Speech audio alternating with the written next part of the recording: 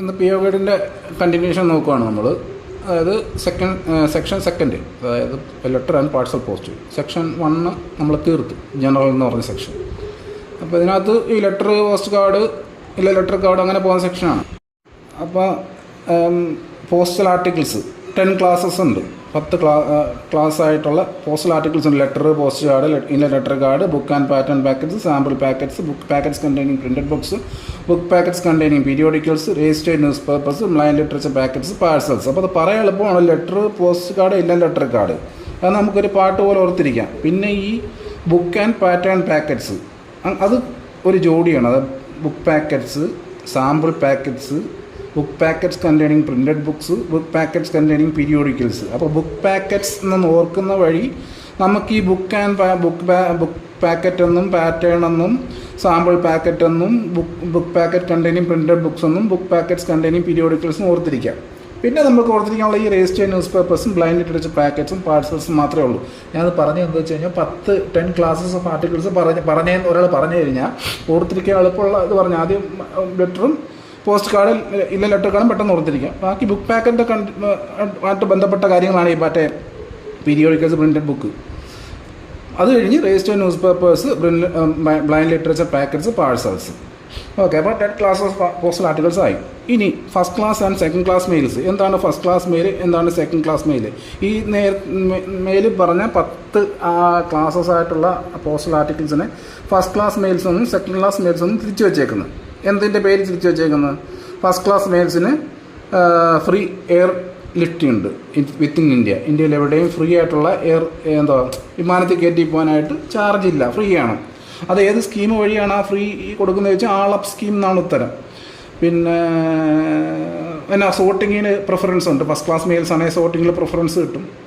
പിന്നെ ഇതിനകത്തൊരു പറഞ്ഞത് റാങ്ക് മേക്കിംഗ് ചോദ്യം എന്നൊക്കെ പറയുന്നത് അതുപോലത്തെ ഒന്നാണ് ഈ registered newspaper. Second class മെയിലാണ്, നമ്മൾ നേരത്തെ പറഞ്ഞല്ലോ. LPC ILC ആണ് ഫസ്റ്റ് ക്ലാസ് മെയിൽ. അപ്പോൾ അതിനകത്ത് എന്താ രജിസ്റ്റേർഡ് ന്യൂസ് പേപ്പർ പെടുന്നില്ല, അതുകൊണ്ട് സെക്കൻഡ് ക്ലാസ് മെയിൽസ് ആണ്. ബട്ട് ഈ അതിന് ഫ്രീ എയർ ലിഫ്റ്റ് ഒന്നുമില്ല. പക്ഷേ ഈ സോർട്ടിങ്ങിൽ അത് പ്രിഫറൻസ് കൊടുക്കുന്നുണ്ട് ഫസ്റ്റ് ക്ലാസ് മെയിൽസിൻ്റെ കൂടെ. മനസ്സിലായില്ലേ? അപ്പോൾ അങ്ങനൊരു ഇതുണ്ട്. Registered newspapers are treated in sorting as first class mail but no air lift is allowed unless they bear the record surcharges. അപ്പോൾ അതാണ് ഈ ഫസ്റ്റ് ക്ലാസ് സെക്കൻഡ് ക്ലാസ് മെയിൽസിൽ ഓർത്തിരിക്കാനുള്ളത്. ഏതൊക്കെയാണ് ഫസ്റ്റ് ക്ലാസ്, ഏതൊക്കെയാണ് സെക്കൻഡ് ക്ലാസ്, പിന്നെ എന്താണ് തിരിച്ചു വെച്ചിരിക്കുന്നത്. ഇപ്പോൾ ഫസ്റ്റ് ക്ലാസ് മെയിൽസിന് ഫ്രീ എയർ സർചാർജ് ഉണ്ട്, ഫ്രീ എയർ ലിഫ്റ്റ് ഉണ്ട്. അത് ആളപ്പ് സ്കീം വഴിയാണ്. സെക്കൻഡിന് അങ്ങനൊന്നുമില്ല.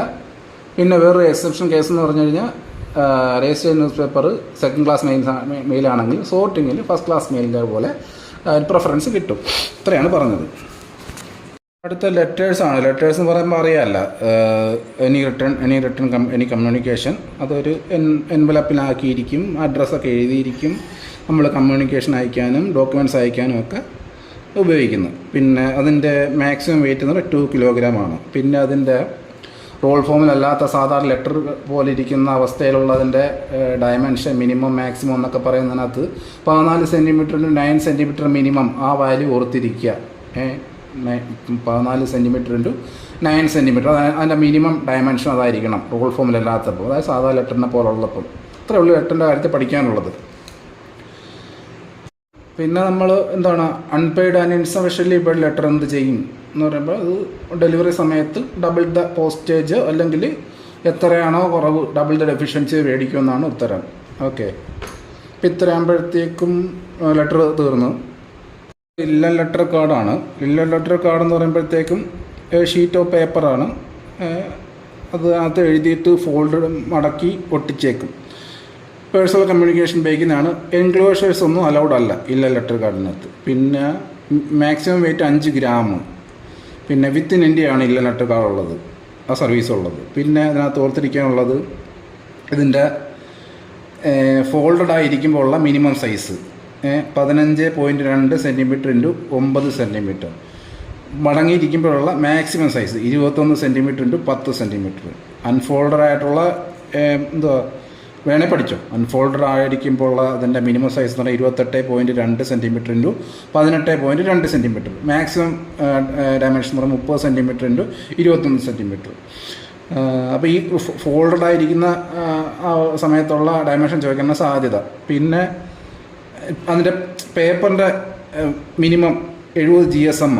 അത് നമ്മൾ പേപ്പറിൻ്റെ കനം പറയുന്നത് GSM-ലാണല്ലോ. അപ്പോൾ 70 GSM ആണ് അതിൻ്റെ പേപ്പറിൻ്റെ കനം വേണ്ടത്. ഇതൊക്കെ നമ്മൾ ലെറ്റർ കാർഡുകൾ പ്രൈവറ്റായിട്ട് മാനുഫാക്ചർ ചെയ്യുമ്പോൾ നമ്മൾ ഡിപ്പാർട്ട്മെൻറ്റ് പ്രിസ്ക്രൈബ് ചെയ്യിക്കുന്ന ഈ ഡയമെൻഷനും കാര്യങ്ങളൊക്കെ വേണം അത് ഉണ്ടാക്കാനായിട്ട്. അല്ലാതെ തോന്നണക്ക് ഉണ്ടാക്കാൻ ഒക്കത്തില്ലാന്നർത്ഥം. പിന്നെ അടുത്ത conditions for the transmission of letter card അയക്കുന്ന ട്രാൻസ്മിഷനുള്ള കണ്ടീഷൻസ്. അതിനകത്ത് പറയുന്നത് ഒന്നും അറ്റാച്ച് ചെയ്യരുത്, ഒന്നും എൻക്ലോസ് ചെയ്യരുത് ലെറ്റർ കാർഡിനകത്തെ. അതൊക്കെ അതിൻ്റെ കണ്ടീഷന് എതിരാണ്.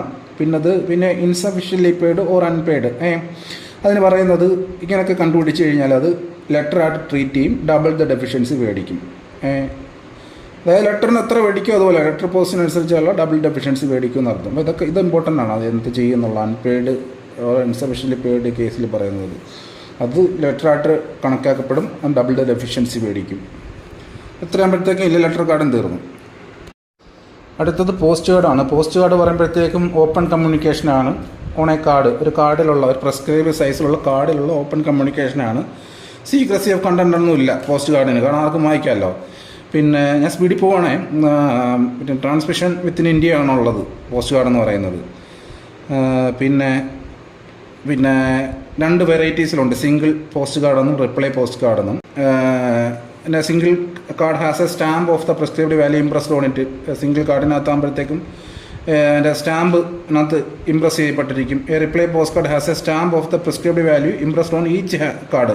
റിപ്ലൈ പോസ്റ്റ് കാർഡ് എന്ന് പറയുമ്പോൾ അറിയില്ല, ഒരു പോർഷൻ കാണും. അതായത് അവിടെ ചെന്നിട്ട് ആ അഡ്രസ്സിലേക്ക് തിരിച്ച് ഇങ്ങോട്ട് സെൻറ്ററിന് അയക്കാൻ പറ്റുന്ന രീതിയിൽ 2 കാർഡുകൾ അറ്റാച്ച് ചെയ്യപ്പെട്ട രീതിയിലാണ് റിപ്ലൈ പോസ്റ്റ് കാർഡ് ഉള്ളത്. അപ്പോൾ അതിൻ്റെ കേസ് പറയുമ്പോൾ 2 കാർഡിലും സ്റ്റാമ്പ് ഉണ്ടാവുമെന്നാണ് പറഞ്ഞത്. മറ്റേ സിംഗിൾ കാർഡാകുമ്പോഴത്തേക്ക് അതിനകത്ത് ഒറ്റ കാർഡല്ലേ ഉള്ളൂ, അതിനകത്ത് ഒരു സ്റ്റാമ്പ് പതിച്ചിരിക്കും. മറ്റേ റിപ്ലൈ പോസ്റ്റ് കാർഡ് ആകുമ്പോഴത്തേക്ക് 2 കാർഡുണ്ടല്ലോ, അപ്പോൾ 2ലും സ്റ്റാമ്പ് പതിച്ചിരിക്കുന്നതാണ് പറഞ്ഞേക്കുന്നത്. പിന്നെ ഡയമെൻഷൻ 14 സെൻറ്റിമീറ്റർ ഇൻറ്റു 9 സെൻറ്റിമീറ്ററാണ് ഡയമെൻഷൻ പറഞ്ഞിരിക്കുന്നത്. എന്തോ നീളവും വീതിയും. പിന്നെ പ്രൈവറ്റായിട്ടൊക്കെ മാനുഫാക്ചർ ചെയ്യാം അതിൻ്റെ നമ്മൾ പറഞ്ഞിരിക്കുന്ന പ്രിസ്ക്രൈബ്ഡ് ഡയമെൻഷനിലും ഒക്കെ. പിന്നെ പ്രിൻറ്റഡ് പോസ്റ്റ് കാർഡുണ്ട്, മേഘദൂത് പോസ്റ്റ് കാർഡുണ്ട്. പ്രിൻറ്റഡ് പോസ്റ്റ് കാർഡ് എന്ന് പറയുമ്പോഴത്തേക്കും ഈ നമ്മൾ സാധാരണ പോസ്റ്റ് കാർഡിനകത്ത് എഴുതിയല്ലേ വിടുന്നത്, അതിന് പകരം പ്രിൻറ്റഡ് ആയിട്ടുള്ള മെറ്റീരിയൽ വന്നു കഴിഞ്ഞാൽ അത് പ്രിൻറ്റഡ് പോസ്റ്റ് കാർഡായി. പ്രിൻറ്റഡ് മാറ്ററും വരാം, പ്രിൻറ്റഡ് പിക്ചേഴ്സും വരാം, അതാണ് പ്രിൻറ്റഡ് പോസ്റ്റ് കാർഡ്. പിന്നെ മേഘദൂത് പോസ്റ്റ് കാർഡ് എന്ന് പറയുമ്പോഴത്തേക്കും പരസ്യം ചെയ്യാനുള്ളതാണ് മേഘദൂത് പോസ്റ്റ് കാർഡ്. അതായത് ഒരു പോർഷൻ നെക്സ്റ്റ് അഡ്രസ്സായിട്ട് ചെയ്തിട്ടുള്ള പോർഷൻ ഒരു പരസ്യം ചെയ്യാനുള്ള കാര്യങ്ങളായിരിക്കും. അത് അഡ്വർടൈസ്മെൻറ്റ് ഇൻ 4 കളേഴ്സ്, 4 കളറിൽ നമുക്ക് പരസ്യം കൊടുക്കും. ബ്രീച്ച് ഓഫ് കണ്ടീഷൻ ഉണ്ട്. Breach of condition double the ഡെഫിഷ്യൻസിയാണ്. അൺപെയ്ഡോ ഇൻസഫിഷ്യൻ്റ്ലി പെയ്ഡ് ആയിട്ടുള്ള പോസ്റ്റ് കാർഡിന് ഡബിൾ ദ ഡെഫിഷ്യൻസി. പക്ഷേ ഇതിനകത്ത് ബ്രീച്ച് ഓഫ് കണ്ടീഷനകത്ത് നമ്മൾ ഇതിൻ്റെ സൈസും തിക്നെസ്സും ഒക്കെ കുറയ്ക്കുകയോ കൂട്ടിയോ പിന്നെ മറ്റേ റിട്ടേൺ കമ്മ്യൂണിക്കേഷൻ അതിൽ കണ്ടുപിടിക്കുകയോ അങ്ങനെയൊക്കെയുള്ള ബ്രീച്ച് ഉണ്ടല്ലോ, അത് വന്നു കഴിഞ്ഞാൽ ലെറ്ററായിട്ട് ട്രീറ്റ് ചെയ്യും, സിംഗിൾ ഡെഫിഷ്യൻസി മേടിക്കും. അപ്പോൾ അതൊരു ഇമ്പോർട്ടൻ്റ് കാര്യമാണ് പോസ്റ്റ് കാർഡിനകത്ത്. കാരണം ഈ അൺപെയ്ഡ് ഇൻസഫിഷ്യൻ്റ്ലി പെയ്ഡ് ആകുമ്പോഴത്തേക്കും ഡബിൾ ഡെഫിഷ്യൻസിയാണ്, കുഴപ്പമില്ല. പക്ഷേ തിക്നെസ് സൈസ് ഇതിലൊക്കെ വെട്ടിപ്പടത്ത മറ്റേ അല്ലാത്ത നമ്മൾ പറഞ്ഞ കണ്ടീഷൻ റിട്ടേൺ കമ്മ്യൂണിക്കേഷൻ്റെ കാര്യം എഴുതിയൊക്കെ തെറ്റിപ്പോവുക, നമ്മൾ പറഞ്ഞിരിക്കുന്ന അല്ലാത്തടത്ത് നമ്മൾ അനുവദിക്കാത്തടത്തൊക്കെ എഴുതുക, അങ്ങനെയുള്ള കണ്ടീഷൻസൊക്കെ ലെറ്ററായിട്ട് ട്രീറ്റ് ചെയ്യും, സിംഗിൾ ഡെഫിഷ്യൻസി മേടിക്കും. ഓക്കെ. ബുക്ക് പാക്കറ്റ്സ് ആണ്. ബുക്ക് പാക്കറ്റ്സ് എന്ന് പറയുമ്പോഴത്തേക്ക് ബുക്ക് പാക്കറ്റ്സ് പഠിക്കുമ്പോഴത്തേക്കും നമുക്കൊരു ലോട്ടറി എന്ന് പറയുന്ന ബുക്ക് പാക്കറ്റിൻ്റെ കണ്ടീഷൻസ് സ്പെസിഫിക്കേഷൻസ് ഒക്കെ സെയിം തന്നെയാണ്. ഇതാ മറ്റേ book packets containing printed books, book packets containing periodicals, pattern and sample packets, ഇതിനകത്തെല്ലാം specification same as in the case of book packets നമുക്ക് കാണാൻ കഴിയും. അങ്ങനെ സ്പെസിഫിക്കേഷൻ്റെ കാര്യമല്ല, ബുക്ക് പാക്കറ്റ്സുമായിട്ട് സെയിം ആണ് ഇതിനെല്ലാം. പിന്നെ ബ്ലൈൻഡ് ലിറ്ററേച്ചർ പാക്കറ്റ്, അതും size and packing same as for book packets എന്നാണ് പറയുന്നത്. അപ്പോൾ ബുക്ക് പാക്കറ്റ്സ് പഠിക്കുമ്പോൾ ഒരുപാട് കാര്യങ്ങൾ നമുക്ക് കണക്ട് ചെയ്ത് പഠിക്കാൻ പറ്റും. അത് ഇനി നമ്മൾ നോട്ട് എഴുതിയിട്ട് പഠിക്കുന്ന സമയത്ത്, എക്സാമിന് പഠിക്കുന്ന സമയത്ത് നമ്മൾ റിലേറ്റ് ചെയ്ത് പഠിക്കാൻ നോക്കുക. ബുക്ക് പാക്കറ്റ്സുമായിട്ട് കണക്ട് ചെയ്ത് കിടക്കണം ബാക്കിയുള്ള എല്ലാം, ഏതാ ബ്ലൈൻഡ് ലിറ്ററേച്ചർ പാക്കറ്റ് വരെ, മനസ്സിലായില്ലേ? അപ്പോൾ ബുക്ക് പാക്കറ്റ് എന്ന് പറയുന്നത് കഴിഞ്ഞാൽ ബുക്ക് പാക്കറ്റ്സ് എന്ന് പറയുമ്പോഴത്തേനകത്ത് ഒരുപാട് കാര്യങ്ങൾ വരും. The following contents can be send in book packet. അതായത് ബില്ല്, റെസീപ്റ്റുകൾ, പിന്നെ പ്രസാദം, ഹോറോസ്കോപ്പ്, അത് ജാതകം, വെഡ്ഡിങ് ആൻഡ് അതർ ഇൻവിറ്റേഷൻസ്, പിന്നെ news papers, printed music books, പിന്നെ ഒരുപാടുണ്ട്. കോംപ്ലിമെൻ്ററി കാർഡ്സ്, അതായത് Christmas card, New Year card, പിന്നെ ബില്ലുകൾ, ഇൻവോയ്സുകൾ, റെസീപ്റ്റുകൾ, പിന്നെ printed forms, printed circulars, printed market reports, പിന്നെ പ്രൈസ് ലിസ്റ്റുകൾ, അങ്ങനെ പിക്ചറുകൾ, പ്ലാനുകൾ, മാപ്പുകൾ, ഡ്രോയിങ്ങുകൾ, ഇങ്ങനെയുള്ള കാര്യങ്ങളെല്ലാം പാക്കറ്റ്സിൽ വരുത്താവുന്നതാണ്. പിന്നെ unpaid and insufficiently paid book packets എന്ന് പറയുമ്പോഴത്തേക്കും അതെന്താ വെച്ചാൽ ഡെലിവറി സമയത്ത് ഡബിൾ ദ ഡെഫിഷ്യൻസി മേടിക്കും എന്നാണ് എൻ്റെ ഉത്തരം. പിന്നെ prohibitions: no personal communication enclosed. പേഴ്സണലായിട്ടുള്ള കമ്മ്യൂണിക്കേഷനൊന്നും ബുക്ക് പാക്കറ്റ്സിൽ ഉണ്ടാകാൻ പാടില്ല. പേപ്പർ മണി, പിന്നെ സ്റ്റാമ്പുകൾ, ചെക്കുകൾ ഇതൊന്നും ഉണ്ടാകാൻ പാടില്ല. അപ്പോൾ അത്ര മതി. ഈ പേഴ്സണൽ കമ്മ്യൂണിക്കേഷൻ കാണാൻ പാടില്ല. പേപ്പർ മണി, സ്റ്റാമ്പുകൾ, ചെക്കുകളൊന്നും കാണാൻ പാടില്ല. പിന്നെ ഇതിൻ്റെ സൈസ് ആൻഡ് ഡയമെൻഷനാണ്. റോൾ ഫോമിലല്ലാത്തപ്പം മിനിമം ഡയമെൻഷൻ എന്ന് പറയുന്നത് 10x7 സെൻറ്റിമീറ്റർ ആണ്. മാക്സിമം എന്ന് പറയുമ്പോഴത്തേക്കും 60 സെൻറ്റിമീറ്റർ ഉണ്ട്, 30 സെൻറ്റിമീറ്റർ ഉണ്ട്, 30 സെൻറ്റിമീറ്റർ. ബാക്കിയുള്ള കേസൊക്കെ അത് റോൾ ഫോമിലായിരിക്കുമ്പോഴുള്ള കേസ് വേണേ പഠിക്കുക. പിന്നെ അതിൻ്റെ വെയിറ്റാണ് മാക്സിമം വെയിറ്റ് 5 കിലോഗ്രാം. പിന്നെ പെനാൽറ്റി: ബ്രീച്ച് ഓഫ് കണ്ടീഷൻസ്. നേരത്തെ അൺപെയ്ഡ് ആൻഡ് ഇൻസഫിഷ്യൻ്റ്ലി പെയ്ഡ് പറഞ്ഞ് ഡബിൾ ദ ഡെഫിഷ്യൻസി എന്ന് പറഞ്ഞ്. പക്ഷേ ബ്രീച്ച് ഓഫ് കണ്ടീഷൻ വരുമ്പോഴത്തേക്കും അറിയാമല്ലോ, പാഴ്സൽ ഡെലിവറി സമയത്ത് നോക്കും പാഴ്സലിൻ്റെ പോസ്റ്റേജ് ആണോ ലെറ്റർ പോസ്റ്റേജ് ആണോ ഏതാണോ കുറവ് അത് ചാർജ് ചെയ്യും. പിന്നെ അടുത്തത് book packets containing printed books ആകുമ്പോഴത്തേക്കും നമ്മൾ പെട്ടെന്ന് മനസ്സിൽ ഓർത്തിരിക്കേണ്ടത്, അതായത് പ്രിൻ്റഡ് ബുക്സ് ആണ്. അത് മറ്റേ പീരിയോഡിക്കൽസ് ആവരുത്. കാരണം ബുക്ക് പാക്കറ്റ്സ് കണ്ടെയ്നിങ് പീരിയോഡിക്കൽസ് പറഞ്ഞൊരു ഐറ്റം താഴെ വരുന്നുണ്ട്. അപ്പോൾ അതിനകത്ത് പ്രിൻ്റഡ് ബുക്കിൻ്റെ കേസിൽ നമ്മൾ എപ്പോഴും പ്രിൻ്റഡ് ബുക്ക് മനസ്സിൽ കളിക്കുമ്പോഴത്തേക്ക് പീരിയോഡിക്കലും മനസ്സിൽ കയറി വരും. അതുകൊണ്ട് പക്ഷേ പ്രിൻ്റഡ് ബുക്സിൻ്റെ കേസിൽ പീരിയോഡിക്കൽസ് വരരുത്, അതൊരു കണ്ടീഷനാണ്. It shall not contain any publication publish in regular ഇൻ്റർവെൽസിൽ പബ്ലിഷ് ചെയ്യുന്ന ഒന്നും ഈ പ്രിൻ്റഡ് ബുക്സിൻ്റെ കേസിൽ വരരുത്. പിന്നെ സ്പെസിഫിക്കേഷൻ എല്ലാം ബുക്ക് പാക്കറ്റ് പോലെ തന്നെ. പിന്നെ അഡ്വർടൈസ്മെൻ്റ് ഒന്നും പാടില്ല. ഓരോ ബുക്കും പ്രിൻ്ററുടെയോ അല്ലെങ്കിൽ പബ്ലിഷറുടെ പേര് കണ്ടെയ്ൻ ചെയ്തിരിക്കണം. Unpaid and insufficiently paid book packets ആകുമ്പോഴത്തേക്കും ഡബിൾ ദ ഡെഫിഷ്യൻസി മേടിക്കും. Penalty for breach of condition are same as book packets. ഞാൻ പറഞ്ഞില്ലേ, ബുക്ക് പാക്കറ്റ്സ് പഠിച്ചാൽ ഒരുപാട് ലോട്ടയാണ്. താഴോട്ടുള്ള എല്ലാം അതുമായിട്ട് കണക്ട് ചെയ്യാൻ പഠിച്ചാൽ മതി. അപ്പോൾ unpaid and insufficiently paid same book പാക്കറ്റ്സിനെ പോലെ തന്നെ double the deficiency. Penalty of breach of കണ്ടീഷനും ബുക്ക് പാക്കറ്റ്സിനെ പോലെ തന്നെ. അടുത്തത് ബുക്ക് പാക്കറ്റ്സ് കണ്ടെയ്നിങ് പീരിയോഡിക്കൽസ്. അതിനകത്ത് എന്താ വരും? പീരിയോഡിക്കലാണ്. പീരിയോഡിക്കലാകുമ്പോഴത്തേക്ക് അത് register of news papers in India register ചെയ്തിരിക്കണം. ഫസ്റ്റ് ആ ഒരു പീരിയോഡിക്കലിൻ്റെ ഫസ്റ്റ് അല്ലെങ്കിൽ ലാസ്റ്റ് പേജിൽ ഒരു സൂപ്പർസ്ക്രിപ്ഷൻ വേണം. Registered with the register of news papers in India എന്ന സൂപ്പർസ്ക്രിപ്ഷൻ വേണം. അതിൻ്റെ അടിയിൽ അണ്ടർ സീരിയൽ നമ്പർ, അതായത് അതിൻ്റെ ഒരു സെൻറ്റൻസ് ഇങ്ങനെയാണ്: registered with the register of news papers in India under serial number dash. ആ സീരിയൽ നമ്പർ എത്രയാണോ അത് എഴുതുക. പിന്നെ പ്രൈസ് അച്ചടിച്ചിരിക്കണം. പിന്നെ അപ്പോൾ അത്രയാണ് പറഞ്ഞിരിക്കുന്നത്. Unpaid and insufficiently paid double the deficiency. Penalty of breach of condition book പാക്കറ്റ്സിനെ പോലെ തന്നെ. അടുത്തത് pattern and sample packets. Pattern packets ഞാൻ പറഞ്ഞിട്ടുണ്ടല്ലോ, ഈ മാർക്കറ്റിലെ കാര്യങ്ങൾ സൂചിപ്പിക്കാനുള്ള പാറ്റേണുകൾ. പിന്നെ സാമ്പിൾ എന്ന് പറയുമ്പോഴത്തേക്ക് നമ്മൾ ഈ സാമ്പിൾ, അതായത് വാല്യൂ ഇല്ലാത്ത ഒരു സാമ്പിൾ പാക്കറ്റ്സ് കേട്ടിട്ടില്ലേ? സാമ്പിൾ പാക്കറ്റിനകത്ത് ഒന്നുമില്ല. അതിനകത്ത് specifications are same as the case of book packets. Book പാക്കറ്റ്സിൻ്റെ കേസിലുള്ള സ്പെസിഫിക്കേഷനാണ് ഇതിനകത്തുള്ളതൊക്കെ. പിന്നെ മാക്സിമം വെയിറ്റ് 2 കിലോഗ്രാം. അത് മാത്രമേ ഇത് പഠിക്കാനുള്ളൂ. മാക്സിമം വെയിറ്റ് അത് 2 കിലോഗ്രാം. ബാക്കിയെല്ലാം ഈ ബ്രീച്ച് ഓഫ് കണ്ടീഷൻ അതൊക്കെ ഈ ബുക്ക് പാക്കറ്റ്സിനെ പോലെ തന്നെ. അടുത്തത് blind literature packets. Size and packing ഈ same as for book packets. സൈസും പാക്കിങ്ങും എല്ലാം ബുക്ക് പാക്കറ്റ്സിനെ പോലെ തന്നെയാണ്. പിന്നെ അത് കുറേ എക്സെപ്ഷൻ വരുന്നുണ്ട്. അതായത് കുറേ പോസ്റ്റൽ ഫീസ് ഇല്ല ബ്ലൈൻഡ് ലിറ്ററേച്ചർ പാക്കറ്റ് ആയതുകൊണ്ട്. അന്ധന്മാർക്ക് വേണ്ടിയുള്ളതല്ലേ.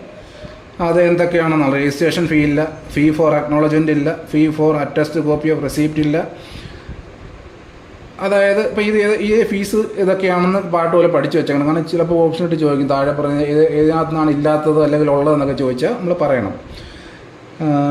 പിന്നെ blind literature packets will be transmitted by surface route only if no airmail charges paid extra.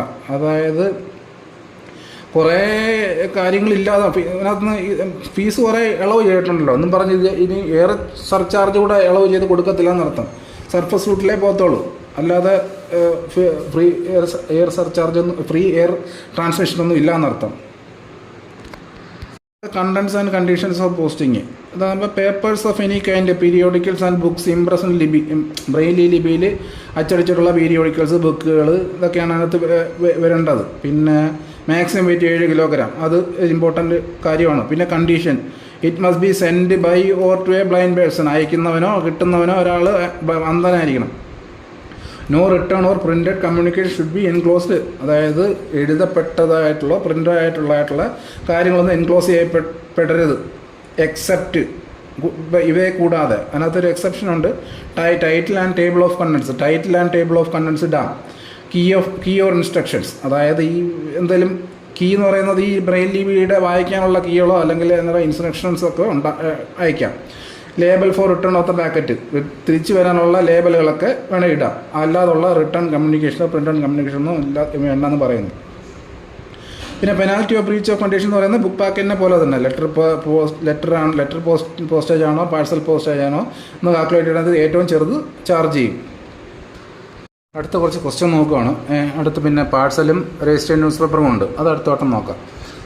അത് സിമ്പിളാണ്, ചെയ്യുള്ളൂ. പിന്നെ ഇതിനകത്തുള്ള ക്വസ്റ്റ്യൻസ് നോക്കിപ്പോൾ ഞാൻ പറഞ്ഞില്ല, അഡീഷണൽ ആയിട്ട് കാര്യങ്ങൾ പഠിച്ച് പോകണം. Number of classes of postal articles എത്ര എണ്ണം ഉണ്ട്? 6, 8, 10. പിന്നെ out of 10 postal articles how many postal articles comes under second class mail? 10 postal article ഉള്ളതിൽ എത്ര ആർട്ടിക്കിളാണ് സെക്കൻഡ് ക്ലാസ് മെയിൽ ആവുന്നത്? 7 എണ്ണമാണ്. നമ്മളല്ല LPC ILC, letter, post card, letter card, അതാണ് ഫസ്റ്റ് ക്ലാസ് മെയിൽ. അപ്പോൾ 3 എണ്ണം അങ്ങ് പോയി, ബാക്കി 7. പിന്നെ അടുത്തൊരു ചോദ്യം ചെയ്യുന്നുണ്ടോ? First class mails are given air transmission facility on payment of air surcharge of A 2, C 3, 5 അങ്ങനെ. അത് നോ സർചാർജ് എന്നുണ്ട്. അപ്പം നോ സർചാർജാണ് ഉത്തരം. കാരണം ആൾ ഓഫ് സ്കീമുണ്ട്. ഫസ്റ്റ് ക്ലാസ് മെയിൽസിന് എയർ സർചാർജ് അടയ്ക്കണ്ട. പിന്നെ താഴെ പറയുന്നതിൽ സെക്കൻഡ് ക്ലാസ് മെയിൽ ആവുന്നത് ഏത് എന്ന് പറഞ്ഞിട്ട് ഇങ്ങനെ ചോദിക്കുന്നുണ്ട്.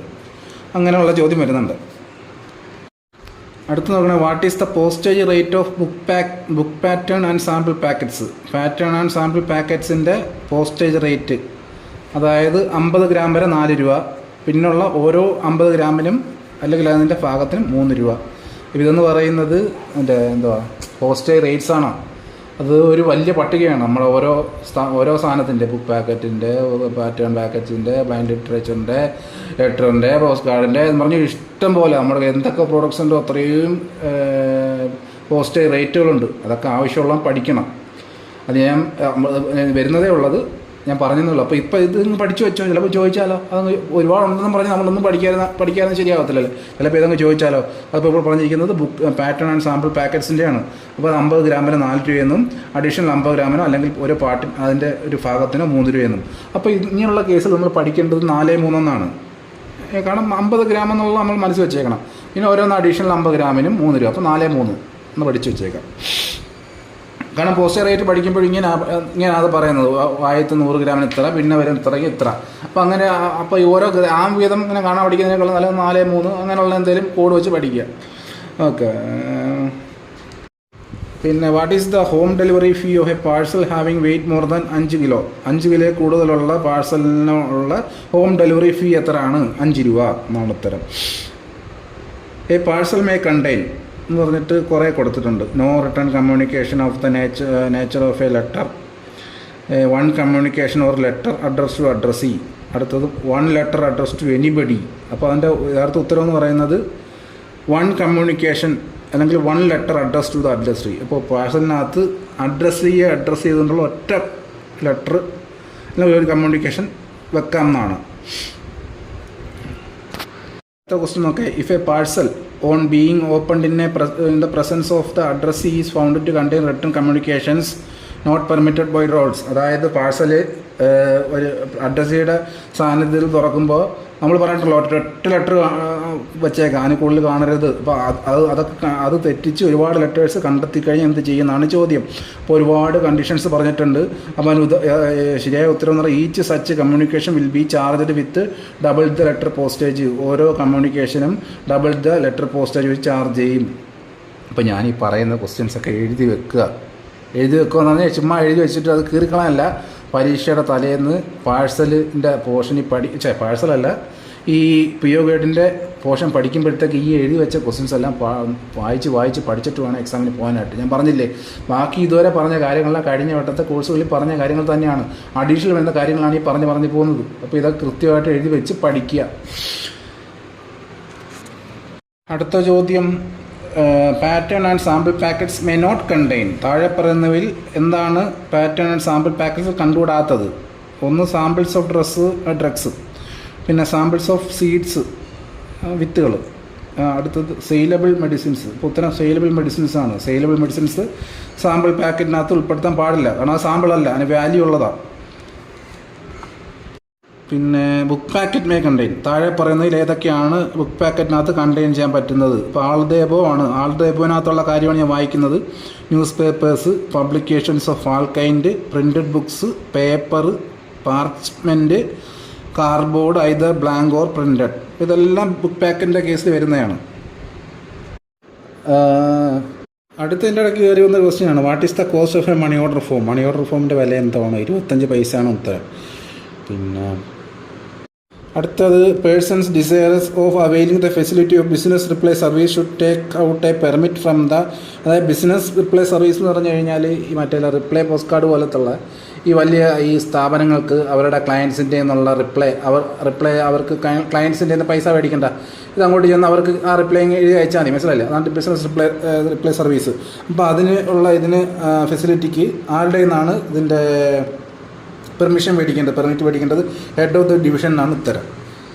പിന്നെ how many classes of inland postal articles are there? അത് തന്നെ, ആർട്ടിക്കിൾസ് എത്ര തരം ഉണ്ടെന്നുള്ളതാണ് പോസ്റ്റൽ ആർട്ടിക്കിൾസ്, 10. അടുത്തത്, the packet of blind literature shall bear on the outside the inscription. Blind literature പാക്കറ്റിൻ്റെ ഔട്ട്സൈഡിൽ ഒരു എഴുതേണ്ട എന്താണ്? ലിറ്ററേച്ചർ ഫോർ ദ ബ്ലൈൻഡ് എന്നാണ് ഉത്തരം പറയുന്നത്. Literature for the blind. അടുത്തൊരു ചോദ്യം, what are the size conditions of an inland letter കാർഡിൻ്റെ ഫോൾഡഡ് കണ്ടീഷനിലുള്ള size?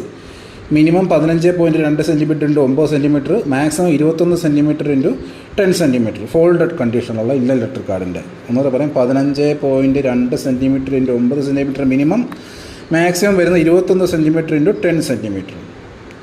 Dimension of postcard എന്ന് പറഞ്ഞിട്ടുണ്ട്. ഡയമെൻഷൻ ഓഫ് പോസ്റ്റ് കാർഡ് എടുക്കും 14 centimetre into 9 centimetre. 14 centimetre into 9 സെൻറ്റിമീറ്ററാണ് post കാർഡിൻ്റെ ഡയമെൻഷൻ.